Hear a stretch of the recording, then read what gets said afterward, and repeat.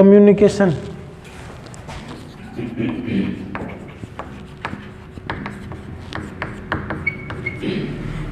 Communication का मतलब होता है संप्रेषण, यानी कि अपने विचार जो है किसी दूसरे तक पहुंचाना, उसको समझाना।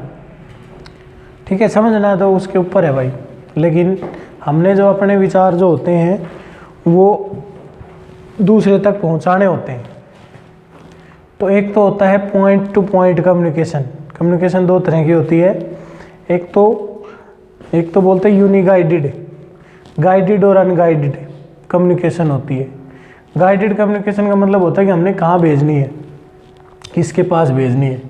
जैसे कि मोबाइल पे कम्युनिकेशन की जाती है, वो गाइडेड कम्युनिकेशन होती है। ठीक है, गाइडेड कम्युनिकेशन का मतलब होता है कि हमारा जो रिसीवर होता है वो फिक्स होता है। ठीक है, अनगाइडेड का मतलब ये होता है कि वो कम्युनिकेशन जो है वो किसी भी डायरेक्शन में जा सकती है, किसी के पास भी जा सकती है। जैसे रेडियो का, टीवी का, कोई भी चला सकता है, जी टीवी, कोई भी एफएम रेडियो चला सकता है, रेडियो मिर्ची कोई भी सुन सकता है, ना भी सुने। ठीक है, तो ये कम्युनिकेशन होगी। अब कम्युनिकेशन जो होती है उसके अंदर कौन कौन सी चीज़ें होती हैं। अब पहले कम्युनिकेशन के मोड ऑफ कम्युनिकेशन देखते हैं कि भाई कैसे हो सकता है। जैसे हमने एक बॉल जो होती है उसको, दो बच्चों के बीच में एक बॉल को हमने ट्रांसफ़र करना है, तो बॉल,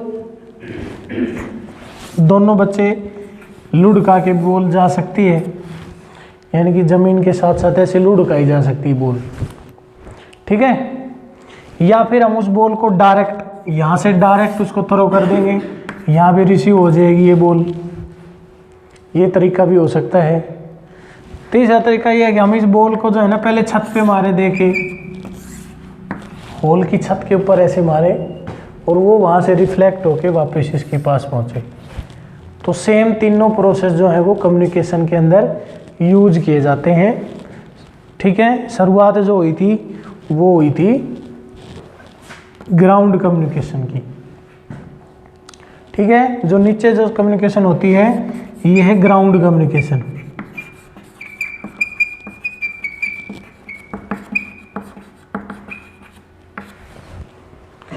फिर ये है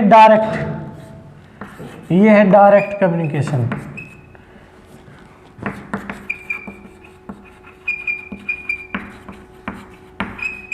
ये डायरेक्ट कम्युनिकेशन है, स्पेस कम्युनिकेशन बोलते हैं इसको। और ये है स्काई कम्युनिकेशन। तीन तरह की कम्युनिकेशन होती है। अब ये जो कम्युनिकेशंस हैं ये डिपेंड करती हैं फ्रीक्वेंसी के ऊपर, सिग्नल की फ्रीक्वेंसी के ऊपर डिपेंड करेंगी कि हमारे पास सिग्नल जो है किस फ्रीक्वेंसी तक का है, तो उस फ्रीक्वेंसी के अकॉर्डिंग जो है ना कम्युनिकेशन होती है। जैसे कि ग्राउंड कम्युनिकेशन की जो फ्रीक्वेंसी होती है वो 1710 किलो हर्ट्ज तक होती है। 1710 किलो हर्ट्ज तक की फ्रीक्वेंसी को हम ग्राउंड कम्युनिकेट करवा सकते हैं। उसके बाद कुछ प्रॉब्लम्स आ जाती हैं। ठीक है, ज़्यादा एनर्जेटिक वेव यूज़ करने से उसका डिस्पर्शन यानी कि उसकी स्कैटरिंग ज़्यादा हो जाती है, तो इसलिए वो ज़्यादा कम्युनिकेट नहीं हो सकती। ज़्यादा डिस्टेंस तक यूज़ नहीं कर सकते ग्राउंड कम्युनिकेशन को, क्योंकि बार बार कोई ना कोई जो है ज्योग्राफिकल स्ट्रक्चर फिर उसके सामने ज़्यादा आती है। जैसे यहाँ से उस दीवार तक जाना है तो केवल रूम है, ठीक है, लेकिन अगर हमने ऑफिस तक पहुँचानी है या और आगे पहुँचानी है तो बीच में किसी का मकान भी आएगा, किसी की टंकी भी आएगी, कोई इलेक्ट्रॉनिक खंभा भी आएगा, तो ज़्यादा जो है ना ज्योग्राफिकल स्ट्रक्चर आ जाएंगे लॉन्ग डिस्टेंस में। तो ग्राउंड कम्युनिकेशन ज़्यादा लॉन्ग डिस्टेंस की नहीं होती है। ठीक है, डायरेक्ट कम्युनिकेशन जो होती है वो किसी फ्रीक्वेंसी की हो सकती है, लेकिन उसका भी तरीका होगा। स्काई कम्युनिकेशन जो होती है वो लगभग 54 मेगाहर्ट्ज तक होती है। डायरेक्ट तो होती है 40 मेगाहर्ट्ज तक, लेकिन 54 मेगाहर्ट्ज तक, 40 से 54 मेगाहर्ट्ज तक की फ्रीक्वेंसी की कम्युनिकेशन हो सकती है स्काई कम्युनिकेशन। उसके बाद अगर और भी ज़्यादा फ्रीक्वेंसी कम्युनिकेशन करवानी है तो फिर होती है डायरेक्ट कम्युनिकेशन। और डायरेक्ट कम्युनिकेशन के अंदर जो है फिर 54 मेगाहर्ट्ज से ज़्यादा की फ्रीक्वेंसी आती है, और उसमें फिर सैटेलाइट का यूज़ होता है। धरती के ऊपर होगी तो उसमें लाइन ऑफ साइट होनी चाहिए, यानी कि डायरेक्ट कम्युनिकेशन के लिए जो भेजने वाला और सुनने वाला दोनों के बीच में कुछ नहीं होना चाहिए, वो एक दूसरे की लाइन ऑफ साइट के ऊपर होने चाहिए। अगर बीच में कोई रुकावट आ जाती है तो डायरेक्ट कम्युनिकेशन यानी कि स्पेस कम्युनिकेशन रुक जाती है। समझ में आया? ये स्पेस कम्युनिकेशन है। तो ये कम्युनिकेशन होगी according to signal strength. Signal की टाइप दे रखी है बुक के अंदर, एक टेबल होगी उसमें दे रखा है कि low frequency, very low frequency, medium frequency, high frequency, very high frequency, ultra high frequency. उनकी रेंज होती है कि यहाँ तक होती है लो फ्रीक्वेंसी, फिर मीडियम, फिर हाई, फिर वेरी हाई, फिर अल्ट्रा हाई। इस टाइप की फ्रीक्वेंसी होती हैं और उनके अकॉर्डिंग कम्युनिकेशन होती है। जैसे कि very high frequency, ultra high frequency में जैसे फुल एचडी होता है। एक तो signal normal set of box लेते हैं, एक एचडी सेट ऑफ बॉक्स लेते हैं, तो वो फ्रीक्वेंसी पर डिपेंड करता है कि सिग्नल की फ्रीक्वेंसी कितनी आ रही है। ठीक है, तो कम्युनिकेशन के टाइप आगे according two point two point, guided और अनगाइडेड। गाइडेड का हमने बता दिया है, टेलीफोनिक कम्युनिकेशन गाइडेड है, अनगाइडेड टेलीविज़न वाली कम्युनिकेशन है, चारों तरफ फैल जाएगी। ठीक है, वैसे तो ये जो टावर होते हैं ना मोबाइल वाले भी अनगाइडेड ही होती है, लेकिन उसमें पॉइंट लास्ट पॉइंट जाने के कारण वो गाइडेड मानी जाती है। वैसे तो टावर जो होता है मोबाइल का जो टावर होता है वो चारों तरफ सिग्नल छोड़ता है, सुनने वाला किधर भी हो सकता है, लेकिन जाती तो पर्टिकुलर के पास है ना, तो गाइडेड ही मानी जाती है। ठीक है, अब हमारे पास है कम्युनिकेशन के एलिमेंट्स कि कम्युनिकेशन के लिए क्या क्या ज़रूरी होता है। तो कम्युनिकेशन के लिए एक रिसीवर होता है, एक ट्रांसमीटर होता है। शुरुआत का एंड और आखिरी एंड जो है वो ये होते हैं, रिसीविंग एंड होता है और ट्रांसमीटर होता है। जो इंफॉर्मेशन देता है उसको बोलते हैं ट्रांसमीटर, यानी कि जहाँ से इंफॉर्मेशन सिग्नल छोड़ा जाता है। जैसे हम फ़ोन कर रहे हैं तो हमारे फ़ोन का पहले कन्वर्जन होगा, आवाज़ का पहले कन्वर्जन होता है। ठीक है, कन्वर्जन होने के बाद जो है फिर उसकी ट्रांसमिटेंस होती है। तो हम यहाँ ट्रांसमिटेंस से रिसीविंग तक के जा रहे हैं, सोर्स और जो एम्पलीफिकेशन वगैरह है ना ये बीच में आएंगे।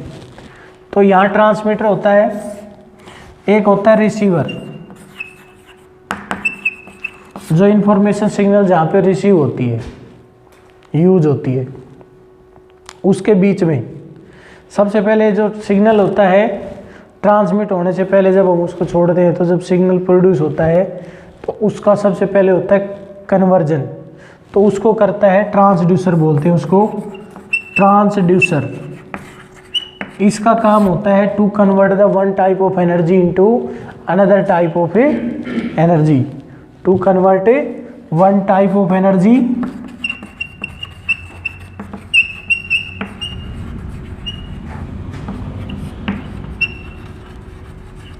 टू अनदर, दूसरी form of another, one form of energy कर देंगे, टाइप की वजह फॉर्म कर देंगे, one form of energy to another form.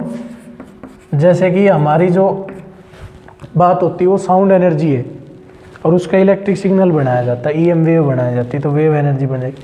Sound energy से इलेक्ट्रिकल एनर्जी, और हमारे फ़ोन को इलेक्ट्रिकल सिग्नल मिलते हैं, ईएम वेव मिलती हैं, उसको बनाता है वो साउंड वेव के अंदर, साउंड एनर्जी में कन्वर्ट कर देता है। इसी तरह जब हम फोटो कॉपी करते हैं तो पहले हम कागज़ लगाते हैं तो उसकी ऑप्टिकल एनर्जी, उसकी स्कैनिंग होती है और उसकी फिर प्रिंटिंग होती है।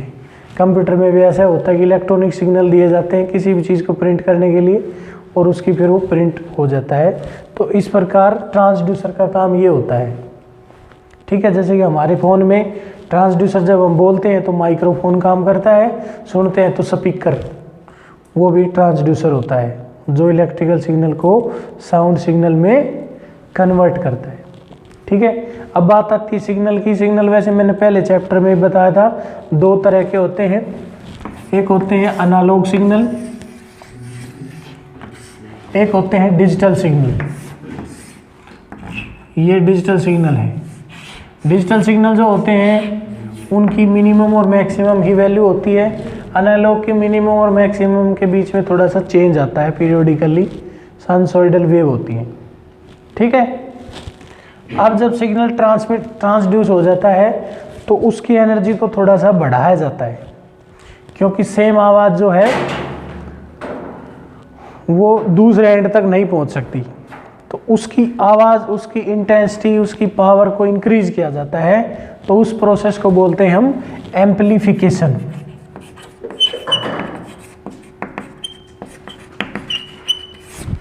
एम्प्लीफिकेशन करते हैं एम्पलीफायर। जैसे कि डीजे बजता है, फोन की स्पीकर की आवाज़ जो है वो सारे गांव को नहीं सुन सकती, लेकिन डीजे की आवाज़ सारे गांव को सुन जाती है, तो वो एम्पलीफाई किया जाता है उसको। तो इसी तरह लो एनर्जी को हाई करने के लिए एम्प्लीफिकेशन होती है। एम्प्लीफिकेशन होने के बाद उस सिग्नल को कर दिया जाता है ट्रांसमिट। ठीक है, छोड़ दिया जाता है मीडियम में। उस मीडियम को कहते हैं चैनल। चैनल कहते हैं। चैनल का मतलब होता है medium through which the information travels. वैसे तो ईएम वेव होती है, मीडियम की जरूरत नहीं होती, लेकिन मीडियम तो होता ही है। जैसे ग्राउंड के साथ वेव प्रोपोगेशन होगी तो मीडियम ग्राउंड होगा। ठीक है। स्काई में अगर प्रोपोगेशन होती है तो उसके अंदर मीडियम होता है। एटमॉस्फेरिक लेवल जो होते हैं ना, लेयर होती हैं, उसमें बताया जाएगा स्काई कम्युनिकेशन में कितनी टाइप की लेयर होती हैं, किसकी इलेक्ट्रॉन डेंसिटी कितनी होती है, क्या क्या चाहिए वहाँ पे, तो वो मीडियम होता है, तो उसको बोलते हैं चैनल। चैनल का मतलब क्या होता है? मीडियम, जिसमें इंफॉर्मेशन ट्रेवल करती है। अब इंफॉर्मेशन ट्रेवल करते हुए उसके रास्ते में कुछ रुकावटें आती हैं। मतलब क्या होता है कि दूसरे सिग्नल उसके अंदर इंटरप्ट हो जाते हैं। समझ में आया? उसको बोलते हैं हम, उसको कहा जाता है नॉइस। नॉइस कहा जाता है उसको, नॉइस। दूसरे सिग्नल यानी कि mixing of the different unwanted signals, mixing of a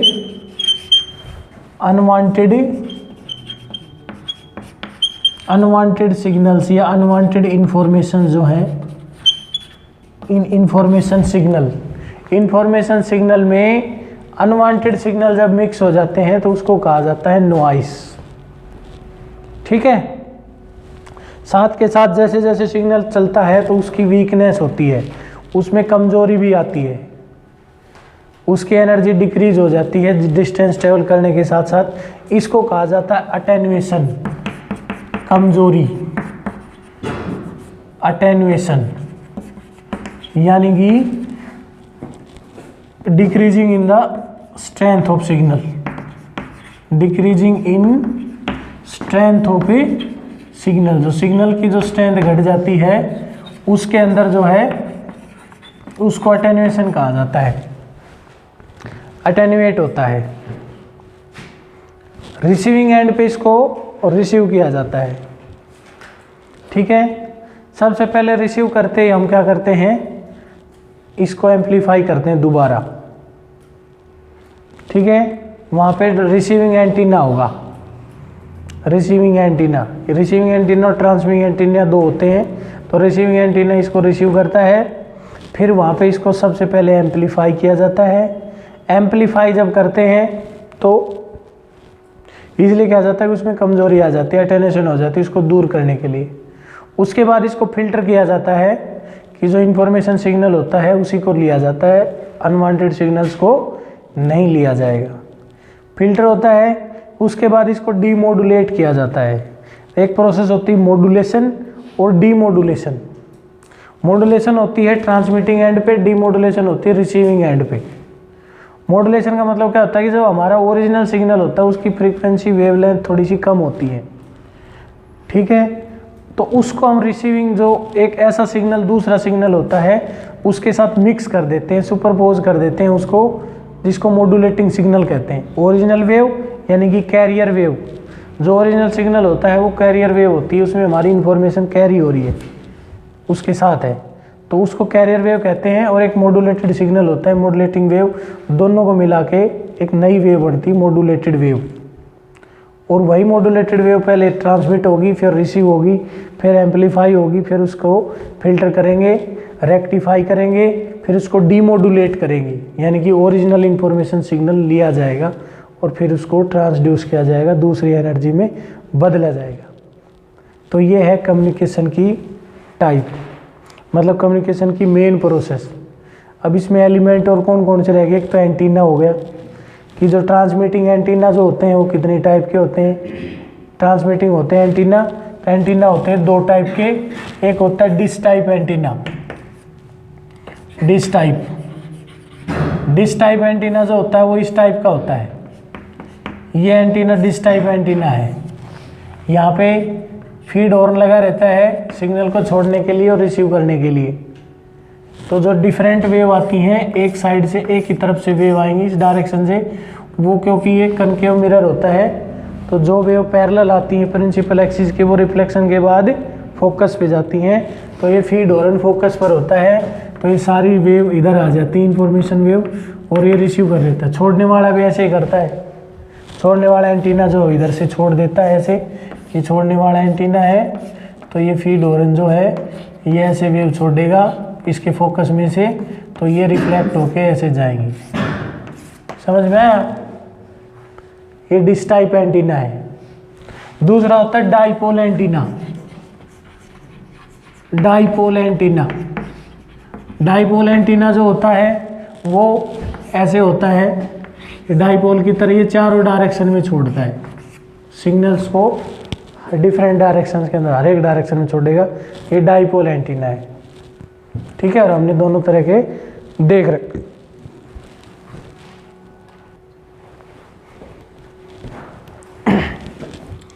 antenna की टाइप के साथ एंटीना की हाइट होती है।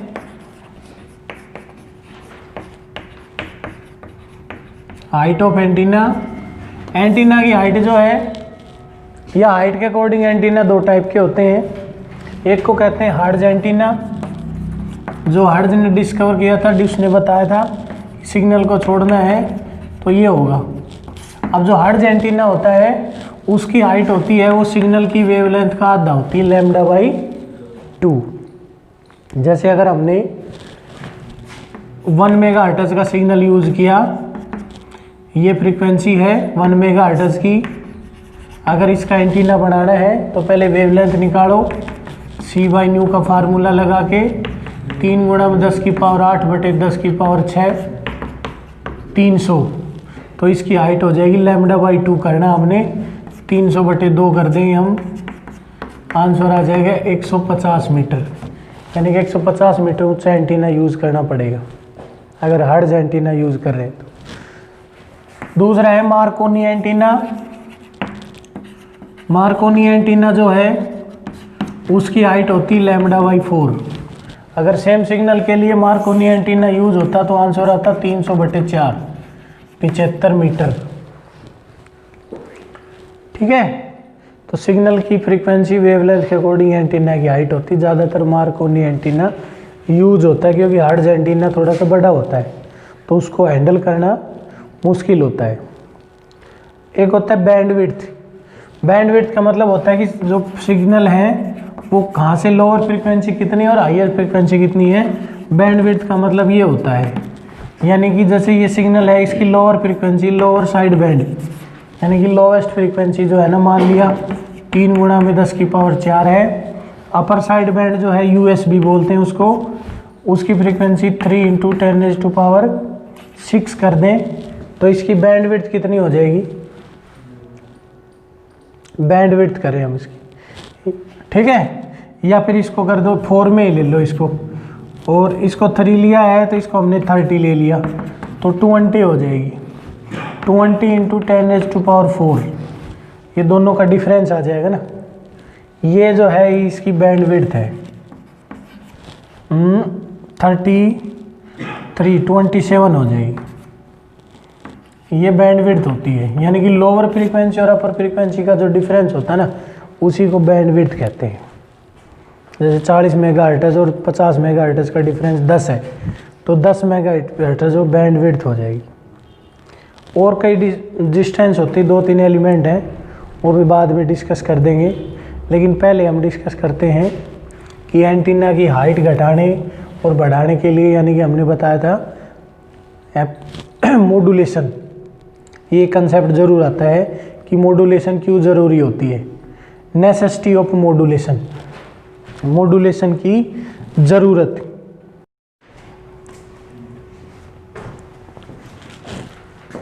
नेसेसिटी ऑफ मॉड्यूलेशन,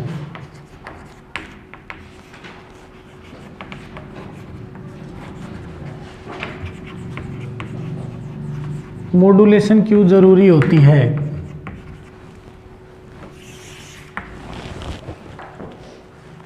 मॉड्यूलेशन की ज़रूरत होती है, वो 3 कारणों से पड़ती है हमें। पहला कारण होता है to prevent the mixing, to prevent the mixing of different signals या डिफरेंट इंफॉर्मेशंस। डिफरेंट सिग्नल्स को मिक्सिंग से बचाने के लिए हमें मॉड्यूलेशन करनी पड़ती है, क्योंकि सारे गाने, सारी बात जो होती हैं, सारे समाचार होते हैं, तो कोई भी ऐसा चैनल नहीं है कि जिसमें आज तक वाला चैनल वाला थोड़ा स्लो बोलता है, जी टीवी वाला तेज़ बोलता है और एनडी टीवी वाला और भी तेज़ बोलता है, ऐसा नहीं होता है ना। लगभग सबकी कैसी आवाज़ होती है, सेम सी होती है। तो अगर उसी सिग्नल को अगर हम ट्रांसमिट कर देंगे मीडियम में, तो सेम फ्रीक्वेंसी से यानी कि सेम बैंड विड्थ में ट्रेवल करेंगे वो, तो मिक्सअप हो जाएगा। मतलब टीवी चलाएंगे तो उसी जगह एक ही चैनल के ऊपर कभी समाचार आएंगे तो कभी फिल्म आई, ठीक है। मिक्सिंग का मतलब ये है। तो इन चैनल्स की फ्रीक्वेंसी अलग अलग की जाती है, वो मॉड्यूलेशन से की जाती है कि वो इन्फॉर्मेशन दूसरे बैंडविड्थ में ट्रेवल करेगी, अलग इन्फॉर्मेशन अलग बैंडविड्थ में, तो हमें एक चैनल टाइप मिल जाएगा, अलग अलग फ्रीक्वेंसी नंबर, उसके अकॉर्डिंग हम डिफरेंट इन्फॉर्मेशन अलग अलग करके देख सकते हैं, ठीक है। तो उनकी मिक्सिंग से बचाने के लिए क्या किया जाता है, मॉड्यूलेशन की जाती है, to prevent the mixing of informations by the modulation. Different informations are travelled या transmitted the different bandwidth and we can get a different informations in different frequency range। दूसरा है to increase the radiating power, यानी कि distance ज़्यादा दूर पहुंचाने के लिए radiating power. Radiating power increase करने के लिए, रेडिएटिंग पावर जो होती है वो इनवर्सली प्रोपोर्शनल टू लैम्डा की पावर 4 की होती है। ये डायरेक्ट बताया हमने, कोई लॉ है, उसका डायरेक्ट रिजल्ट है। ये टर्म्स को नेगलेक्ट करके I directly proportional to lambda की पावर 4। तो जितनी कम वेवलेंथ होगी उतनी ही ज़्यादा जो है उसकी रेडिएटिंग पावर होगी, यानी कि सिग्नल जो है वो दूर तक जाएगा, ठीक है। तो इसलिए to increasing the radiating power we have to modulate the frequency signal.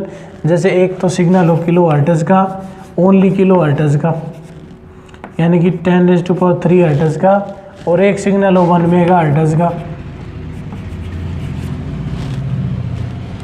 तो 1 किलो हर्ट्ज के सिग्नल और 1 मेगा हर्ट्ज के सिग्नल के जो रेडिएटिंग पावर है ना, इसकी ज़्यादा मिलेगी, क्योंकि इसकी वेवलेंथ कम है, इसकी वेवलेंथ ज़्यादा है, तो इसके अकॉर्डिंग इसकी रेडिएटिंग पावर कम होगी, इसकी ज़्यादा होगी। तो ये सिग्नल दूर तक जाएगा, ये नज़दीक ही जाएगा। तो इंस्ट्रूमेंट कम यूज होंगे, खर्चा बचेगा, ज़्यादा एरिया कवर होगा एक ही एंटीना से। तो इसलिए रेडिएटिंग पावर इंक्रीज करने के लिए मॉड्यूलेशन जो है वो ज़रूरी है। नेसेसिटी ऑफ मॉड्यूलेशन ये है, ठीक है। अगला जो यूज है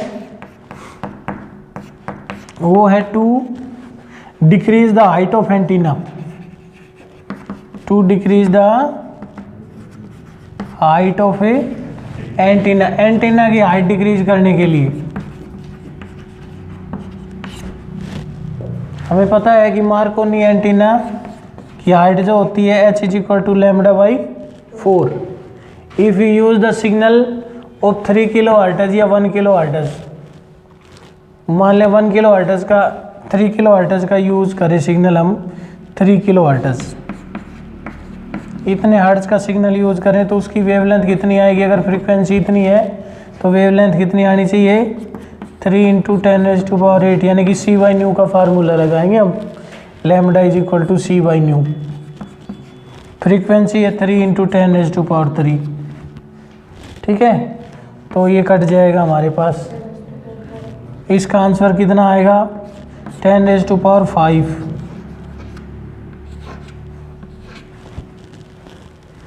ठीक है, ये वेवलेंथ होगी। अब इसको हम वेव एंटीना की हाइट अगर निकालना चाहें तो h की वैल्यू λ/4, तो λ/4 करेंगे। लैम्डा की वैल्यू 10,000 है, 1,00,000 है, 5 पावर है, 4 से डिवाइड कर देंगे 25,000 मीटर हो गया। इतना ऊंचा एंटीना बनाना पड़ेगा। और अगर इसी सिग्नल की फ्रीक्वेंसी हम बढ़ा दें और 1 मेगाहर्ट्ज़ कर दें, 10⁶ कर दें, जब फ्रीक्वेंसी की वैल्यू 10⁶ हो जाएगी तो वेवलेंथ की वैल्यू 3 × 10⁸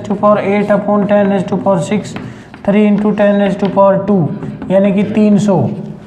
अब वेवलेंथ 300 होगी तो हाइट हो जाएगी 300/4, यानी कि 75 मीटर। इस फ्रीक्वेंसी के लिए हमें एंटीना चाहिएगा 75 मीटर ऊंचा।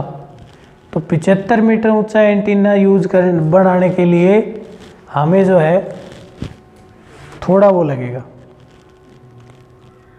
ठीक है, कम हाइट, कम मटेरियल, कम जगह यूज करनी पड़ेगी।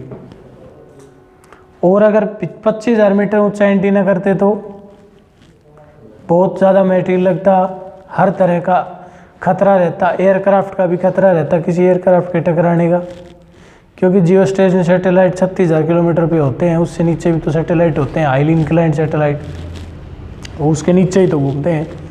तो इसलिए एंटीना की हाइट घट जाती है मॉड्यूलेशन से। तो 3 कारणों से मॉड्यूलेशन ज़रूरी होती है। ठीक है,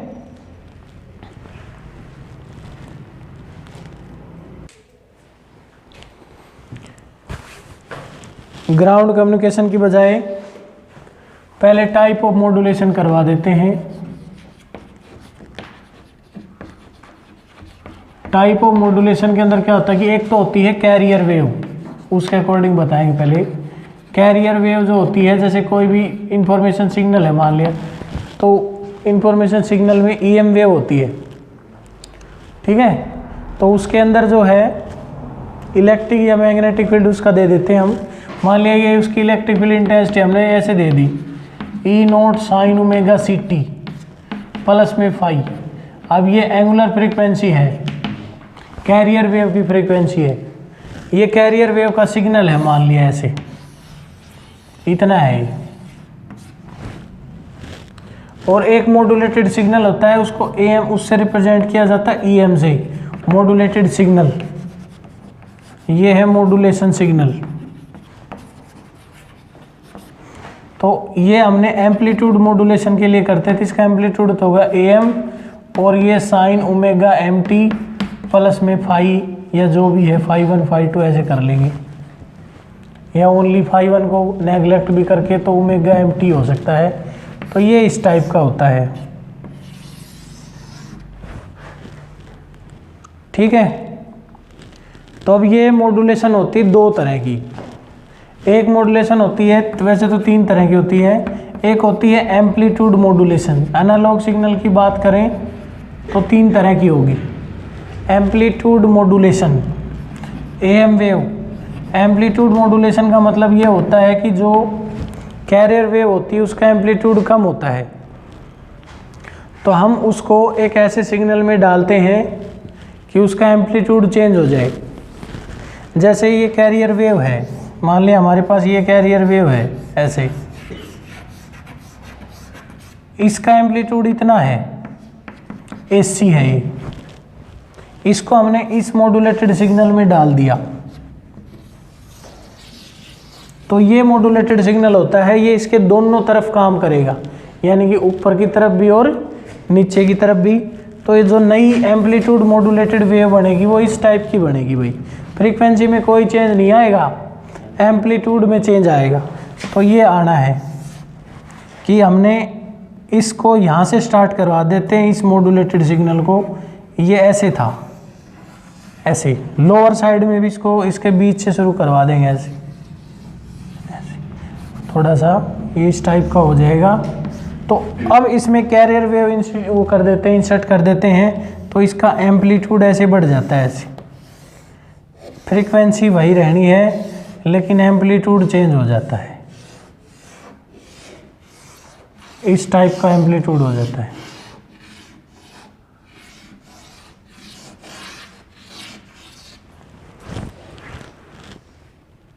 तो यहाँ पे एम्पलीट्यूड कम हो गया, ये लगभग पहले वाली से के बराबर है, और ये एम्पलीट्यूड बढ़ गया। तो ये दो हाफ बन जाते हैं, दो एनवेलोप बन जाते हैं ऊपर और नीचे एम्पलीट्यूड मॉड्यूलेशन में।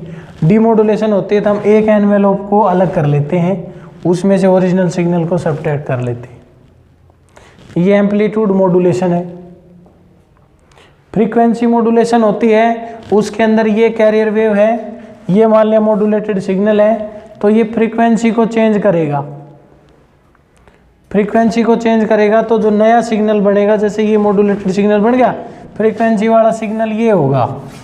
जैसे कि हमारी उसकी फ्रीक्वेंसी यहाँ तक देखो, इतने टाइम में कितनी साइकिल कंप्लीट हो रही है, एक यहाँ पूरी होगी, 2 मान लिया 3 साइकिल कंप्लीट हो रही है, तो उसकी फ्रीक्वेंसी में चेंज आ जाता है।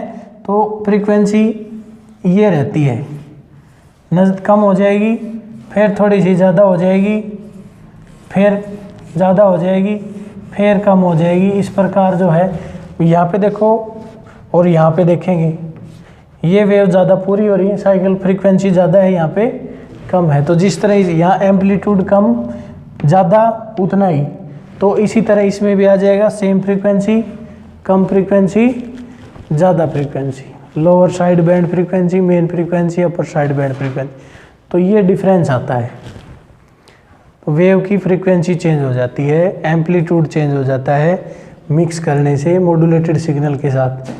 और कैसे चेंज होगा ये डिपेंड करेगा वो जो मॉड्यूलेटेड डिवाइस होती है वो क्या फार्मूला लगाती है। जैसे इसमें आर्टिकल आएगा सुकेरला डिवाइस का, तो सुकेरला डिवाइस के अंदर तो ये फार्मूला होता है A/XT प्लस में BXT का सुकेयर। तो XT जो है वो मॉड्यूलेटेड सिग्नल है, मतलब इन दोनों का कॉम्बिनेशन होगा, कैरियर वेव का और मॉड्यूलेटेड सिग्नल का पहले कॉम्बिनेशन सुपरपोजिशन होता है, और उस इंफॉर्मेशन को हम इसमें ऐड कर देते हैं, इस हिसाब से वो मॉड्यूलेट हो जाएगी नई। AXT प्लस में AXT ये है कैरियर वेव जो मॉड्यूलेटेड वेव है, प्लस में BXT का सुकेयर। अब XT क्या है, वो दोनों का मिक्सअप है, यानी कि मॉड्यूलेटेड वेव कैरियर वेव इसी प्लस में EM, इन दोनों को हम XT कहते हैं। दोनों के मिलने से, कैरियर वेव के और मॉड्यूलेटेड सिग्नल के मिलने से जो है वो XT बनता है। फिर उसका जो है ना इस फार्मूले के अकॉर्डिंग मॉड्यूलेशन होना है, ठीक है। तो ये सुकेरला डिवाइस का है जो नेक्स्ट लेक्चर में करवा देंगे, और फिर कम्युनिकेशन तीन लेक्चर में पूरा 10th यूनिट सिलेबस कंप्लीट।